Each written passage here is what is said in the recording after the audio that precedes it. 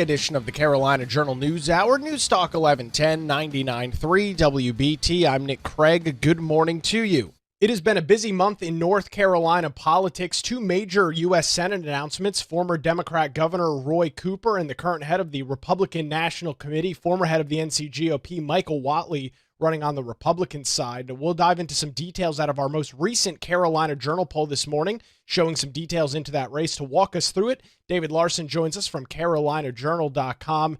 David, a busy 3 or 4 weeks here in North Carolina politics. What does our Carolina Journal poll show this morning about this race, which I'll note is all the way in November of next year? Yes, so we got some results in, talked to 600 likely general election voters from North Carolina. And it looks like, not too surprising. It's kind of a preliminary look. So a lot is obviously going to change. But that preliminary look is probably what a lot of people expected, which is a fairly well polling governor who was able to win over a lot of unaffiliated voters and middle of the road voters, is polling ahead of a fairly unknown Republican likely general election challenger. Still, primary season, but he's been endorsed by Trump, and it doesn't look like there's any major challenge to him in the works from another Republican. But I think maybe the big takeaway, so it's 47 for Cooper and 39 for Whatley, but a big takeaway there is that when asked about favorability for Cooper and Whatley, Whatley, 51% of people said they had never even heard of Whatley. So that's a number that gives opportunity to both sides, obviously, because now it's a race to create either positive name ID or negative name ID, or terms people use in politics. But it's not just about getting their name out there, but when that person first hears it, what kind of idea are you sticking in their mind about that person? Is it I think from the Democrat perspective, they're obviously going to try to tie him really closely to Trump and hope that Trump's numbers will be bad by, midterms. And I don't know what else there is to really go negative on him about, because he lives, from all, signs, a pretty quiet personal life and not have run for any major office before. So I'm assuming a lot of the attack will be based around connection to Trump, which is a close connection. So he might rise or fall based on that. And then Republicans obviously will try to find some positive ways to identify him in the public's mind. Some introduce him with some nice ads. But as most political scientists will tell you, negative ads are more effective than positive ads. People, if you just say a bunch of nice things about yourself, they don't always just believe you in the same way as if they hear a few negative things. So it might be an advantage a little bit to the Democrats there, just in that if more than half of people haven't heard of them, they can go really hard negative early and hope that they can make some things stick against them. So looking back at those top line numbers, as you noted, 47.3 for Roy Cooper, 39 for Michael Whatley, the current head of the RNC. It's about an 8-point spread between the two candidates. David, I saw some chatter on social media, on our Carolina Journal social media. Some folks were surprised that Roy Cooper's numbers weren't a little bit higher. As you just kind of walked us through, Michael Whatley has 50% of people haven't even heard of him. So he's a relatively undefined candidate at this point. Roy Cooper has been in the public spotlight in North Carolina for well over 2 decades. Were you surprised with Cooper's 47%? Did you think that would be any higher, at least in this preliminary poll? I think when you're talking about a U.S. Senate race, there's a lot of people who have only voted, are pretty hard, conservative voters or liberal voters for that U.S. Senate seat, and they're used to trying to get their side to win. And so I think having him just right there under 50% is not too surprising to me, because when it comes down to it, not a lot of Republicans that are partisan Republicans for the U.S. Senate races and congressional races in the past are probably going to want to vote for him for that. So I think most of the people basically are going to come home to their party there. There's about, I think it was 9% that were undecided, and then another almost 4% that were saying they might pick somebody else. I think some of those are maybe people who had had somebody else in mind for the primaries, but those people are also going to eventually have to probably come home to one of the candidates. Maybe there'll be a third party candidate that jumps in. But I think that almost 14% of people, if it's evenly distributed between the two of them, would push Cooper over the top at the moment. So Whatley's going to have to claim, all of the outstanding Republican votes and a lot of that undecided and other vote to whereas Cooper doesn't have far to go to get that 50% plus one. Yeah, no question about that as we continue to watch this race unfold. One of Roy Cooper's strong suits not only is his name ID, which is incredibly high in North Carolina, regardless of whether people like his policies or dislike his policies, they do know who he is, so he's got that going for him. But David, when we look at his past two gubernatorial elections where he was successful, he was able to bring in some moderate and even some right-leaning unaffiliated voters to vote for him against Republican candidates in his two gubernatorial wins. How do you think something like that plays out as now we transition away from, yes, a important statewide race in governor, but a completely different animal when we talk about a United States Senate race from a money standpoint, from a media attention standpoint? How do you think some of that stuff plays out?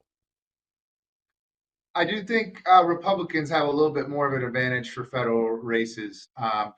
You know, whether it's a conscious thing or not, they've, other than Kay Hagan and John Edwards, those were Democrats that won U.S. Senate. But other than that, for much of the recent history, it's gone to the Republicans. Just like for whatever reason, North Carolinians Attorney General, Republicans have pretty much never won that since the Civil War period, and governor very rarely. So for whatever reason, North Carolinians tend to favor the swing voters among people. Most people have their pretty devoted parties, but for federal races, I think even somebody who voted Cooper, I think you give maybe a slight edge to Republicans for these kind of U.S. Senate races. We talked about Michael Whatley's favorability versus unfavorability. I want to dive a little bit more into Roy Cooper's. 47.2 have a favorable viewpoint of him, while 39.7, rounding that up, almost 40%, so they have an unfavorable view. When we talked about the former governor's announcement back a couple of weeks ago, David, we talked about some of those issues that could come back and haunt the governor. One of the big ones that you've already seen in some online social media advertising is COVID-19, some of the lockdowns associated with that. I would imagine that's probably a large portion of those unfavorable numbers that the governor is seeing in this very early preliminary poll. Yes, I think some of the they'll be able to consolidate a lot of conservative. That's an issue that really plays well with conservatives is COVID-19, and as you and I just discussed before, I was always kind of surprised that it didn't play as well widely when you poll people on Cooper's response to COVID. He'd actually do fairly well during that whole thing. I think people were more forgiving maybe at the state level. There was federal mandates, whatever it was, but I think they might have to pivot to some other things that play well more broadly. Obviously they're probably polling these and finding, doing interest groups and finding which issues will play the best. But I think things like the Hurricane Helene response and also other hurricanes where they haven't still built the homes and recovered. That's been NCORE, the state government agency that's responsible for that. Under him, did not have very good results there. And then so the DMV, maybe that's one that people have had a lot of complaints about. That was something under his North Carolina Department of Transportation. So maybe they could do ads about that. There's all the vetoes, maybe immigration things with sanctuary cities, crime and things like that. I think they'll probably have a lot of issues to go on because he's been in state, either attorney general or governor. He had 4 terms as attorney general and 2 as governor. So there's a long history. There's a bunch of issues that they can pull, even maybe something from his attorney general days. There's sort of the rape kit issue that people were always saying, oh, we've got to solve this, and then somebody get in and it wouldn't get solved. So yeah, there's quite a bit. I don't know if COVID will be the final one. Once it's a general election, it might work. I don't know. They probably will have to kind of reassess after running some ads on that for a while. Absolutely. And as I noted at the beginning, this race is still very far away. The primary isn't until March of next year. And then, of course, the general election coming up in November. So again, looking at those top line numbers, we are going to keep a very close eye on this United States Senate race as we transition into the fall and into the early parts of next year. We'll continue the conversation with David Larson on this most recent Carolina Journal poll coming up here in just a few minutes as you continue and we continue. You're listening to the Carolina Journal News Hour, where it's now 5:16, News Talk 1110, 99.3 WBT. We'll get a look at the roadways on your Friday commute with Boomer Von Cannon. Hey, thank you, Nick. Good Friday morning.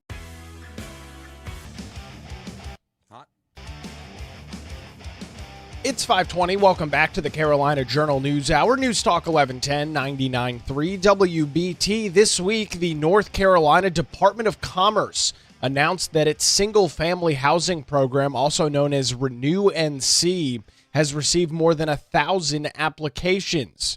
This is dealing with Hurricane Helene recovery in the western half of the state, with construction expected to begin on the first home supposedly within the next month. The program is administered through the department's Division of Community Revitalization, which is assisting in repairs and rebuilding of homes that were either completely or partially destroyed by Hurricane Helene. Governor Josh Stein said in the press release, "Too many families in western North Carolina lost their homes after Hurricane Helene. This program will help people rebuild their homes and their lives after the storm." The Renew NC single-family housing program is supported by more than $807 million in federal funding and is designed to meet the remaining long-term recovery needs for homeowners in western North Carolina. That's according to the press release. The program prioritizes low to moderate income families living in communities that suffered severe storm damage following the most destructive storm in the state of North Carolina's history. North Carolina Commerce Secretary Lee Lilly said in a press release, "Getting people home is where recovery really begins for survivors and their communities, and Renew NC is focused on getting our most vulnerable families home. We will continue working closely with our local and state partners to make sure that recovery reaches every corner of the impacted areas in western North Carolina." According to a press release, since its launch, Renew NC teams have been working directly in communities to connect with residents and ensure recovery resources reach those who need it most. With offices now open in Asheville, Boone, and Marion, the program is also partnering with local governments, nonprofits, as well as trusted community organizations across the region. To date, Renew NC has conducted assessments on 207 properties, including those with unrepaired damage from Hurricane Helene. According to the release, those evaluations provide critical information for environmental reviews and form the foundation for approving recovery applications. According to the director of Renew NC's single-family housing program, Maggie Ballanton, she notes, "Renew NC teams are working tirelessly to reach families across western North Carolina in some of the hardest hit areas. From local intake centers to community events to door-to-door outreach, we are committed to ensuring people know that help is on the way." Applications continue open for homeowners in 29 counties. I'm not going to read through all of those, but they include all of the counties in the western half of the state that were heavily impacted by Hurricane Helene. And I will note in Mecklenburg County, those in zip code 28214. The Renew NC program is supported by the Community Development Block Disaster Recovery Grant that came from the United States Department of Housing and Urban Development, HUD. The $807 million has been allocated to Renew NC, is also part of a larger $1.4 billion grant that was allocated to the state for recovery and disaster relief in the wake of Hurricane Helene. Renew NC plans to launch 2 new housing initiatives, a multifamily housing program, which will support small rental projects with 7 or fewer units, and large developments with 8 or more units, as well as a workforce housing for ownership program, which aims to create affordable homeownership opportunities for a broader range of working households. The organization will also roll out an infrastructure and economic revitalization program in the months ahead as well. Homeowners seeking more information about this program can visit renewnc.org or visit one of those in-person locations. The links to all of that are on our website this morning, carolinajournal.com, or you can head on over to renewnc.org. As many folks are watching this process unfold, the hurricane recovery in the eastern half of the state under previous Democrat Governor Roy Cooper, encore with Hurricanes Matthew and Florence, that is still on a lot of folks' minds, hoping that the state does not repeat some of those same mistakes that took place with Hurricanes Matthew and Florence. We'll keep an eye on this program as it does continue to roll out over on our website, carolinajournal.com, and right here on the Carolina Journal News Hour, where it's now 526, News Talk 1110, 99.3 WBT. David, as we continue with some details on the poll this morning, it wasn't just this Senate race that we polled voters on. There's a variety and a litany of other issues that consumers are dealing with. Tariffs have been a major topic over at carolinajournal.com and here on the Carolina Journal News Hour as well. Continued anxiety with increases in prices looming. Did we ask any questions about pricing and tariffs, and what did some of those responses look like? Yeah, so this has been an issue for a while. During Biden's term, there was kind of the term Bidenflation. That was something Republicans were able to kind of hang on his administration to really good effect. And I think maybe the Trump administration could have some liability or risk here around the tariff issue. Just as we look at some of the polling, we asked people what kind of issues they're concerned about with their personal finances and all that, debt, interest rates, all kinds of things. But the ones that really rose to the top were on the cost of goods, including healthcare, but also bills, energy, grocery store costs were really high.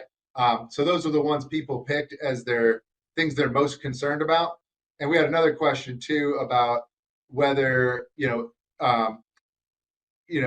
interest rates or prices were something that was more affecting them, because there's been some discussion about that. I think Trump has at times implied that maybe if the Fed would just lower interest rates back down, that would be a solution.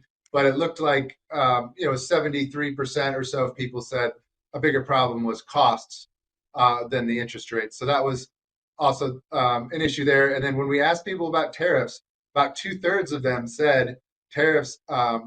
We asked if they raise prices or not, and they said they do raise prices.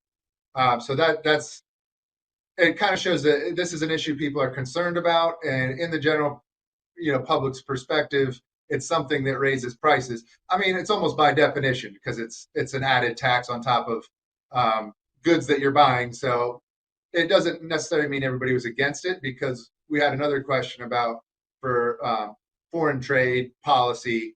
Would you rather have something that's more free trade and encourages, low tariffs and low regulations on trade, or would you like something that more protects American industries with subsidies and tariffs?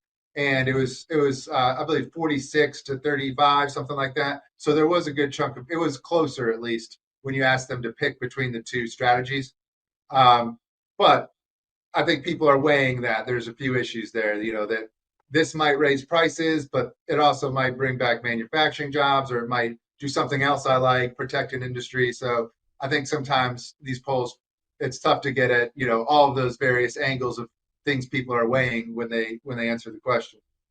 One of the interesting things I took away, obviously you look at prices and you talk about grocery stores, David, and some of the other inflated prices in the sector. There's not a whole lot that local, really even state government can do about that. That's more directives out of Washington, D.C. But as you talked about a few minutes ago, housing, yes, interest rates are not controlled locally, but zoning and construction and housing affordability is a big topic, predominantly in some of our larger and medium-sized metropolitan areas across North Carolina. Many of them have elections coming up later this year in 2025. You'll see a lot of city and town councils that will be voted on coming up later this year. It seems like this affordable housing discussion here in North Carolina, as the state continues to be the number one state for business, a lot of folks flocking to North Carolina from around the rest of the country. This is a major issue that actually local governments, David, are going to have to deal with, less about what's going on at the federal level in D.C. and maybe even less as to what's going on in Raleigh up at the General Assembly. Yeah, this is an interesting issue, housing, because you get so many different views even within parties. So you get kind of strange bedfellows where you get on the conservative side, on the right, you'll get kind of your YIMBY free market kind of people allying with a lot of urban, progressives who want, they want more housing available and all that. But then you also get people on the left who are, they want more regulations. They don't like gentrification, or they don't whatever. They don't want as much building. And those people kind of ally with, you might call them NIMBYs on the right, that want suburban areas protected, and their value of their home and their neighborhood kind of locked in stone a little bit. So it's interesting because it's hard to really pin down a particular partisan divide on this issue. But, John Locke Foundation being more free market, we would like to see, as you said, zoning and regulations, those kind of things loosened, because a lot of times when people move to an area, their job might be in a big city, and things young people want to do might be in a city. And so they want to live kind of close. And if you make the zoning very rigid and you don't allow a lot of building, the city just expands further and further out. It eats up a bunch of countryside, that people in the rural areas start not liking that, because then all of a sudden there's big developments popping up in rural areas. And traffic is worse because more people have to spend more time in their cars and have to extend roads and services further and further out. So from a more free market perspective, we'd like to allow the cities to, have more density in the cities so people can live where they kind of want to live, and then it doesn't sprawl out and cause more chaos further out. Yeah, we'll see how that plays out in these local elections with a lot of those zoning and regulations for new construction and permits across the state of North Carolina. There's a lot more that we didn't have a chance to get into this morning. You can read the full poll by visiting our website this morning, carolinajournal.com. We've got a nice little poll tab right there on the navigation bar. We appreciate the update this morning. David Larson joins us on the Carolina Journal News Hour, where it's now 5:32, News Talk 1110, 99.3 WBT. We will take a look at the roadways on your early Friday morning commute with Boomer Von Cannon. Hey, thank you, Nick. Good front.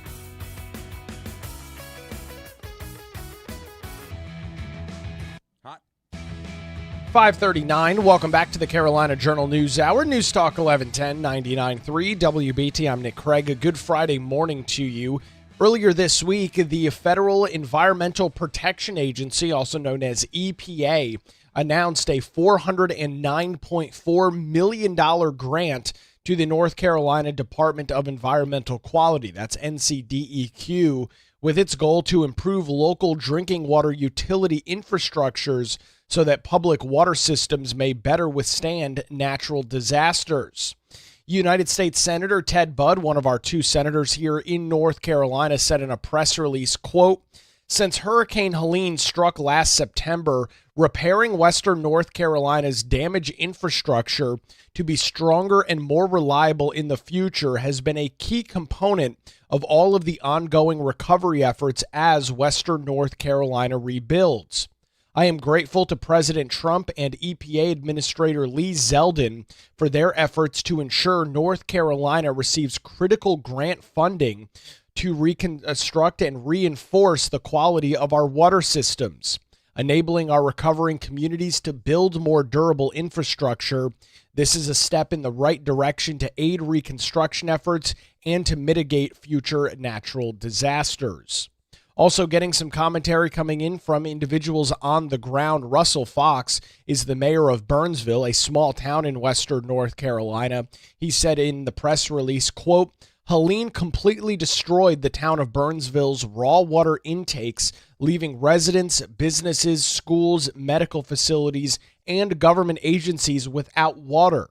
The town is still running on a temporary pumping system until the primary intake system can be rebuilt. The cost of providing water services to users has increased dramatically since the storm. The need for funding is always an issue, but even more so now. We need to strengthen our systems against disasters, and the EPA funding has given us the opportunity to do that. The town of Burnsville is very grateful. According to EPA, these funds are provided through the 2025 supplemental appropriations for Hurricane Helene, Milton, and Hawaii wildfires, and is being administered in here locally by the North Carolina Drinking Water State Revolving Fund. They may be used for projects to enhance drinking water treatment, improve water distribution systems, upgrade water supply sources, rebuild or replace or build finished water storage tanks, and complete other infrastructure improvements necessary to safeguarding public health through better drinking water systems. EPA Administrator Lee Zeldin talked about the importance, noting, "In February, I visited communities in Asheville to witness firsthand the crucial role drinking water utilities have in responding to natural disasters. This funding to the North Carolina Department of Environmental Quality will help secure the infrastructure of these systems to ensure that EPA can fulfill its core mission to protect human health and the environment." End quote there from EPA Administrator Lee Zeldin. U.S. Senator Tom Tillis commenting on this on social media, saying, "As Western North Carolina continues to recover from Helene, the EPA's funding is an important investment in building stronger, more resilient water infrastructure. I appreciate Lee Zeldin's commitment to supporting our state as we work to rebuild critical infrastructure and make communities whole again." Those comments again coming in from Senator Tillis. Some other comments coming in from Pam Snipes. This is the mayor of Old Forts, saying, quote, "The town of Old Forts water system was destroyed by Hurricane Helene. Fortunately, our citizens were provided water as quickly as possible, but it was provided with Band-Aid repairs. Over the last 10 months, the town has been working to make those repairs more efficient, and as we know, repairs are very expensive. The availability of these funds will provide a way to ensure going forward that our water system will be a stable system in the event of another natural disaster."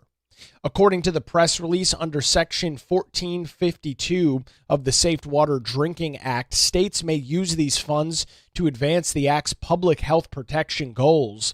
The allocation will capitalize on that, and it is also set to provide potential low-interest loans, particularly with principal forgiveness, to support the planning, design, and construction of qualified drinking water improvement projects.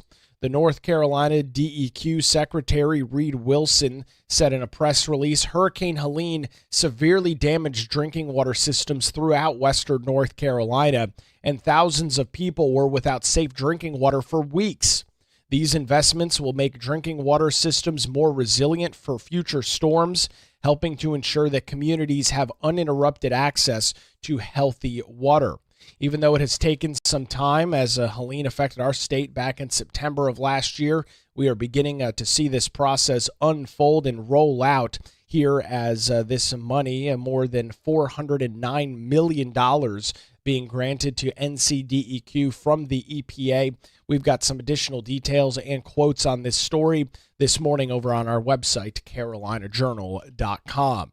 Well, as we have covered on and off throughout the week, Tropical Storm Erin continues her progress west across the Atlantic Ocean this morning. The National Hurricane Center noting as of their 5 a.m. advisory about 45 minutes or so ago that the storm is continuing to grow with maximum sustained winds now at 70 miles an hour.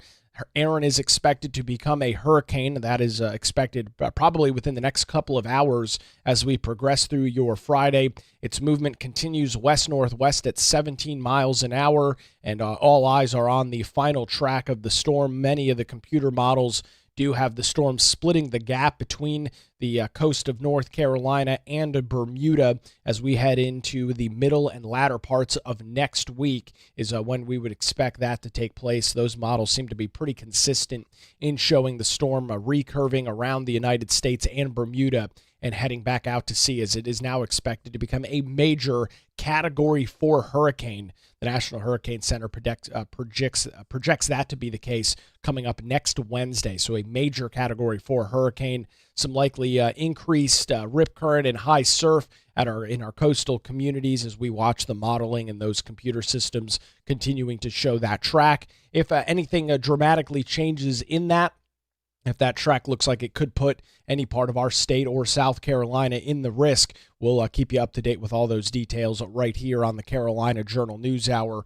and of course on our website. If anything real breaking happens, you'll find those details over at carolinajournal.com, where it's now 5:47, News Talk 1110, 99.3 WBT. We'll get another look at the roadways on your Friday morning commute with the great, the legendary Boomer Von Cannon. No way, but thank Come on, you Boomer. so much. No, man, no, not even close. And you're live.